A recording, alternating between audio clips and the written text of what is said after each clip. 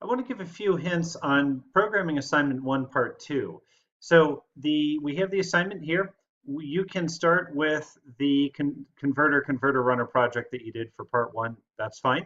So that takes care of item number 1. Okay, the prompt user method of class converter runner should create an object instance of class converter. So if we take a look at converter runner, yours might look a little bit like this.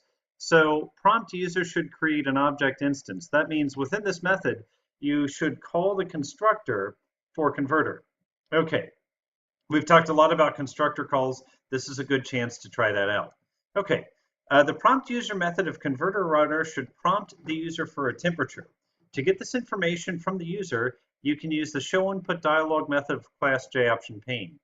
I have a video on using JOptionPane that I believe is in week 3. So if you forget how to do that, take a look at week 3. What I strongly recommend in that video is I also talked about how to make the shortcut that I just showed. Make that shortcut now, make it early in this class, and it will save you a lot of time. So the shortcut is JOP tab. That will only work though if you watch that video and you follow my instructions on how to create the shortcut. If you don't, JOP won't do anything. With NetBeans, it's nice because you can customize it and you can make your own shortcuts like this. And that's especially important if you have something that has a kind of funny syntax, as we see here, JOptionPane show input dialog. Because if you type that over and over again, you'll eventually mistype it or miscapitalize it, and that's where you end up wasting a lot of time, or on the other hand, saving a lot of time if you have the shortcut. Okay, the prompt user method of class converter runner should prompt the user for a temperature to get this information. Okay, we covered that. For this assignment, assume the user entered a temperature in degrees Fahrenheit. Store that number in the instance field named Fahrenheit using the set Fahrenheit method of class converter. Okay, so we have our class converter, and don't worry, in the next assignment, we'll also consider if the user enters Celsius, but that's only after we know what an if test is. We can only do that then. At this point, we're assuming we don't know what an if test is, and so we're just going to assume Fahrenheit. So what we want to do from converter runner is we want to call this set Fahrenheit method, but we have to call it on an object of type converter. Okay, so we talked about statics and non-statics, and remember that a non-static method does not have the word static in the signature. And to call a non-static method, we have to call it on an object. So that's why in converter runner, we have to create an object first in prompt user, and then once we have that object, we can invoke set Fahrenheit. Okay, the next part is a little bit more tricky. So I want to take a look at this next part just a bit more. Create a method called getCelsius. This method should return the output of this equation. You already have a method called getCelsius. Okay, so just a moment. What I want you to do is I want you to remove this return Celsius and essentially insert this equation. Okay, so maybe a little bit more to go there. You know, it's probably easiest, honestly, to break this into a separate line.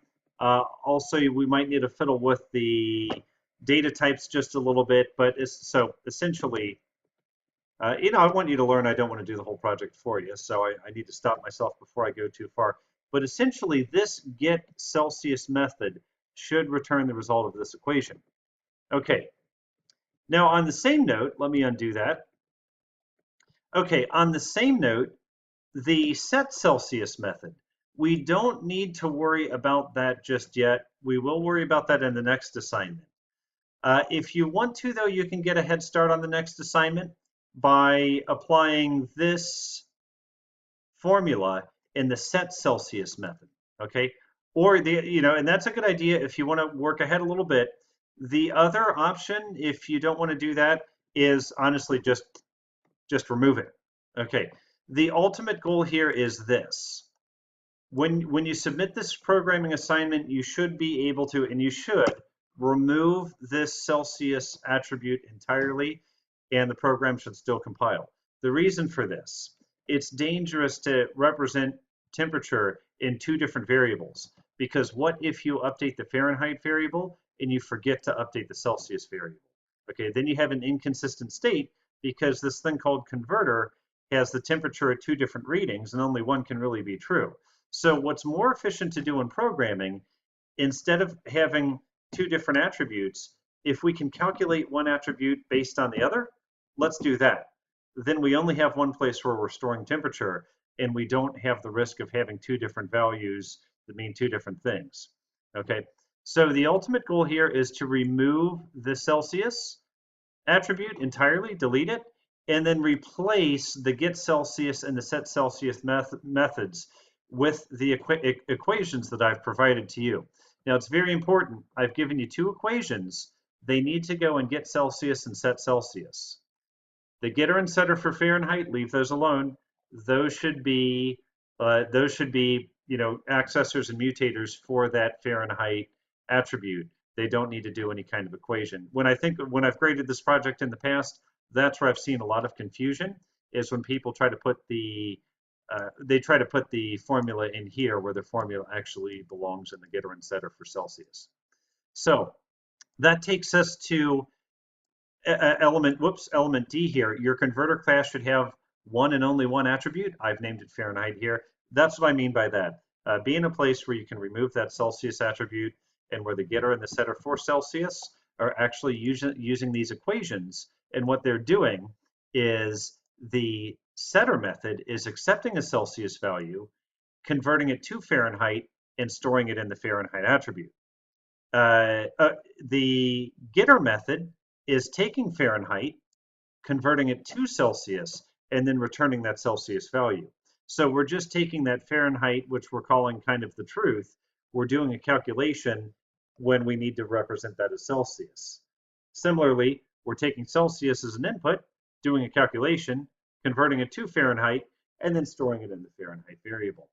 Okay, back to converter runner. What we want to do is call get Fahrenheit and get Celsius. Even if the user has entered a temperature in Fahrenheit, we still want to call get Fahrenheit and print the result.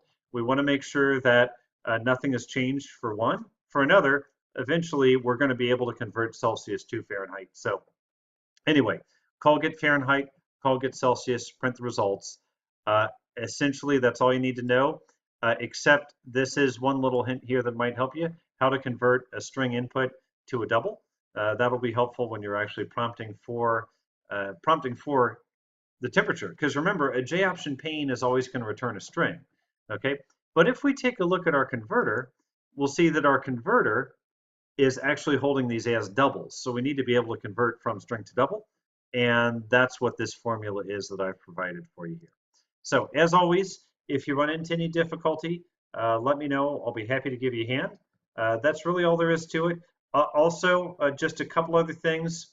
Don't forget the self-grade sheet. This is very important because this helps me to maximize partial credit to you. If you didn't do anything and you admit it and you say, you know what, my class names aren't correct, I'll give myself a 5 out of 5. When I read that, I know that you didn't do that, and that's okay. I'll give you half credit because you saved me time, because now I don't have to grade that because you've told me I didn't do it. If you give yourself a 10 out of 10 and you did it completely, great, you get 10 out of 10. But if you give yourself a 10 out of 10 for something you didn't do, then I mark it as a 0 because then I had to go in and grade that and find out that you said you did it, but you didn't actually do it. So in other words, there's a benefit to being honest. If you say you didn't do it, you get half credit.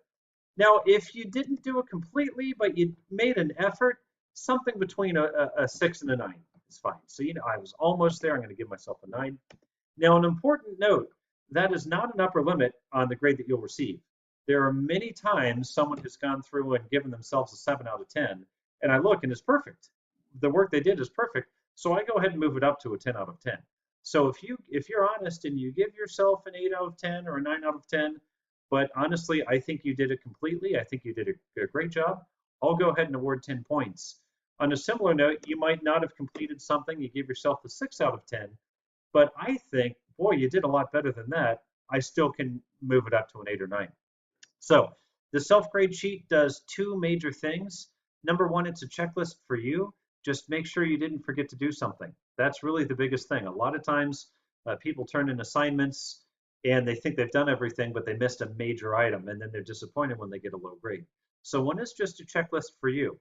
The other is honestly to help me grade quickly, because it's very important to me that I get grades back to you quickly. And if you can help me with that, that's great. I'm more than happy to reward that.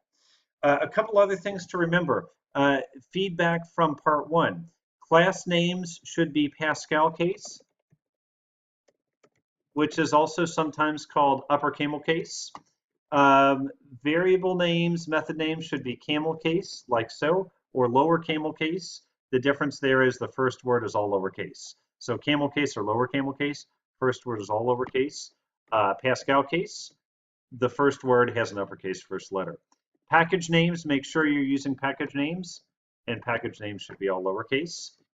Also, Alt-Shift-F is your best friend in NetBeans because that will auto-format your program. Those are the easiest 10 points to earn and the easiest 10 points to lose if you don't do it. That's our very first item here on the self-grade sheet. Source code is in good form, tabs are correct, hint, Alt-Shift-F. Do that and you should be in good shape. And also remember, we had our life lessons learning module week 4 that talked about some common syntax errors and cannot find symbol.